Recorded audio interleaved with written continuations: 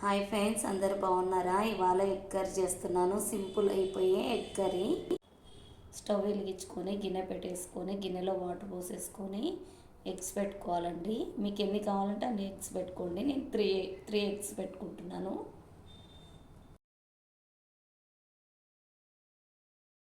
కొద్దిగా సాల్ట్ వేసేసుకో.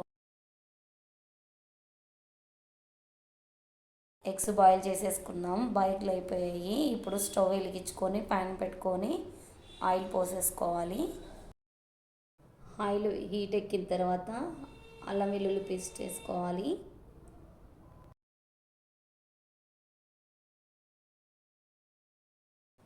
వేసేసుకొని కలుపుకోవాలి.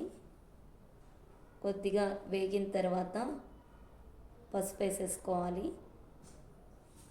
పసుపు వేసేసుకొని కలుపుకోవాలి. ఇదిగోండి, ఇట్లా కలర్ రావాలి. ఇప్పుడు మనం ఎగ్స్ వేసేసుకుందాం.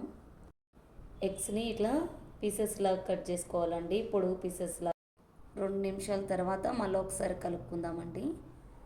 అంతా కలుపుకున్నాం. మంచిగా వేగాయి. ఇప్పుడు కారం అన్నీ వేసేసుకుందాం. కారం,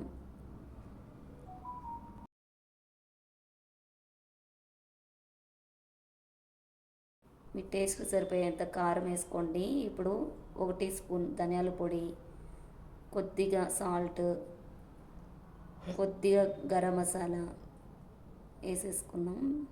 కొద్దిగానే వేసుకోవాలండి, గరం మసాలా ఎక్కువ వేసుకోకూడదు. అంత మంచిగా కలిసేటట్టుగా కలుపుకుందాం గరిటెతోటి.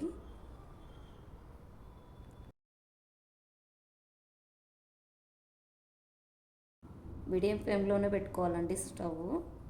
అంతా మంచిగా కలుపుకోవాలి. 2 నిమిషాలు కలుపుకొని స్టవ్ బంద్ చేసేసుకోవాలి. అంతే, రెడీ అయిపోయింది.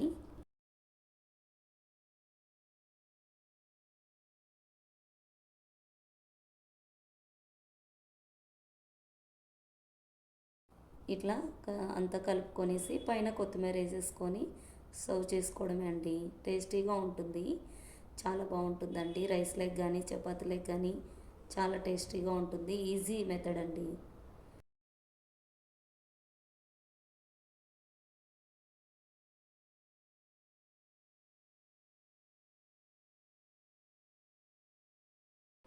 పిల్లలు కానీ పెద్దలు కానీ బాగా ఇష్టంగా తింటారండి. ఈ వీడియో కానీ మీకు నచ్చినట్టుంటే లైక్ చేయండి, షేర్ చేయండి, సబ్స్క్రైబ్ చేసుకోండి. Thank you.